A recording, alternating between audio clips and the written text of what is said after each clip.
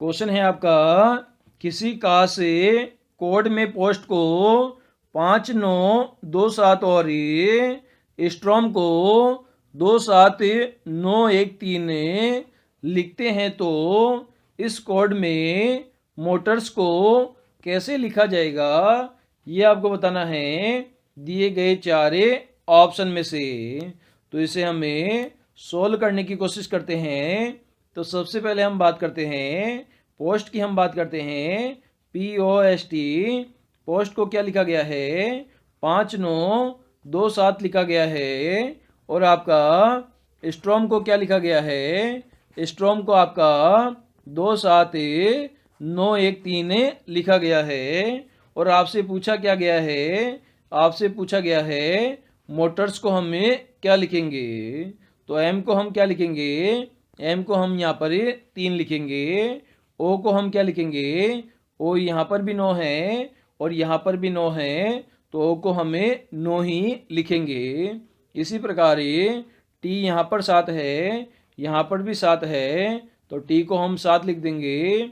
ओ को हमें 9 लिखते हैं और आर को हम क्या लिखेंगे, आर को हम यहाँ से 1 लिखेंगे और एस को हम यहाँ से 2 लिख सकते हैं। यहाँ पर भी आपका 2 है, तो एस को हमें 2 लिख देंगे।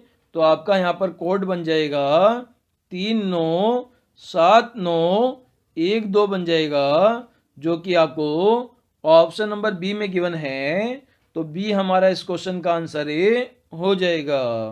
क्वेश्चन है आपका, यदि पानी को आग कहें, आग को हवा कहें, हवा को बादल कहें और बादल को आकाश कहें तथा आकाश को जमीन कहें तो सूर्य कहाँ उगता है, ये आपको बताना है दिए गए चार ऑप्शन में से। तो इसे हम सोल्व करने की कोशिश करते हैं। तो सबसे पहले कहा गया है पानी को आग कहें, तो पानी को क्या कहा गया है, पानी को आपने आग कह दिया है। और आग को क्या कहा गया है, आग को आपने क्या कह दिया, हवा कह दिया। और हवा को क्या कह दिया, हवा को आपने यहाँ पर बादल कह दिया है। और बादल को क्या कह दिया, बादल को आपने यहाँ पर आकाश कह दिया है। और आकाश को क्या कह दिया, आकाश को आपने जमीन कह दिया।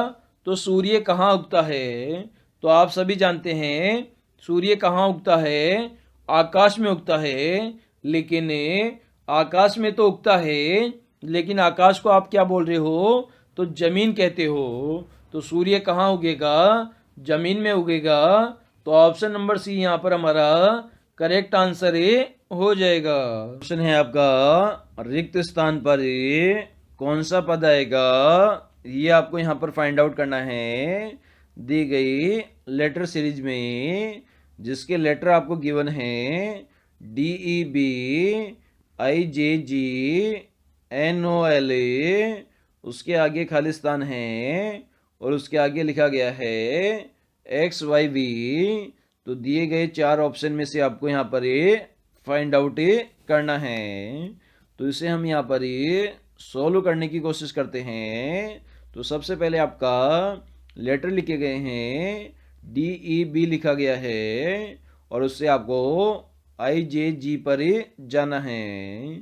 तो D आपका 4 नंबर पे आता है, E आपका 5 नंबर पे आता है और B आपका 2 नंबर पे आता है।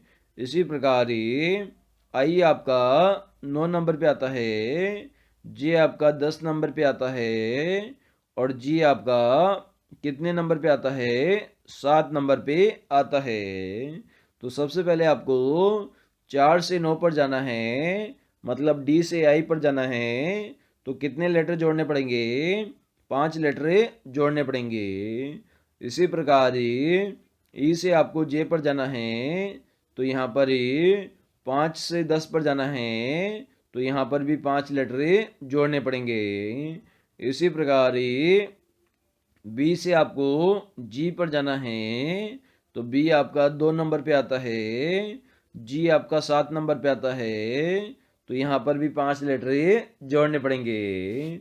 तो आगे हम देखते हैं जो आपकी सीरीज है I GJE से आपको NOL पर जाना है, तो इसमें भी क्या रहना चाहिए, +5A +5A और +5 का फॉर्मेट रहना चाहिए। तो आइए आपका 9 नंबर पे आता है और N आपका 14 नंबर पे आता है, तो 9 से 14 पर जाएंगे, मतलब 9 में 5 जोड़ेंगे तो N पर पहुंच जाएंगे।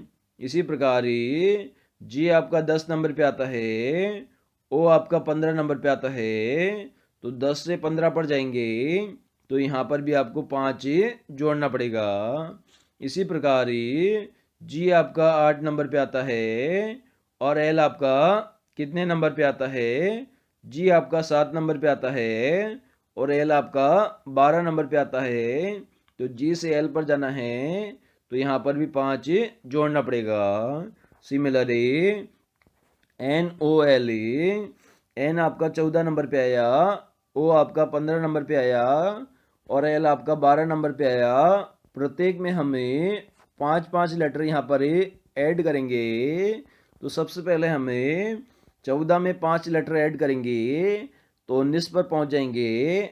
तो 19 पर कौन सा लेटर आता है, S आता है, तो S हम यहाँ पर लिख देंगे। इसी प्रकार O जो कि 15 पर आता है उसमें 5 लेटर जोड़ेंगे तो 20 पर पहुंच जाएंगे और 20 पर कौन सा लेटर आता है, आपका T आता है। इसी प्रकार L आपका 12 पर आता है, 12 में हमें 5 लेटर ऐड करेंगे तो 17 पर पहुंच जाएंगे और 17 पर क्या आता है, आपका Q आता है। तो इस प्रकार से आपकी सीरीज बन गई, STQ बन गई, जो कि आपको ऑप्शन नंबर 3 में गिवन है। तो ऑप्शन नंबर 3 हमारा इस क्वेश्चन का आंसर ही हो जाएगा। क्वेश्चन है आपका, P की आयु Q के बराबर है, R S से छोटा है, T R से छोटा है किंतु P से बड़ा है, सबसे बड़ा कौन है, ये आपको फाइंड आउट करना है दिए गए 4 ऑप्शन में से। तो इसे हम यहाँ पर सोल्व करने की कोशिश करते हैं। तो P की आयु किसके बराबर है, Q के बराबर है और आगे लिखा गया है जो R है वो किससे छोटा है, S से छोटा है। कहने का मतलब है S बड़ा है R से।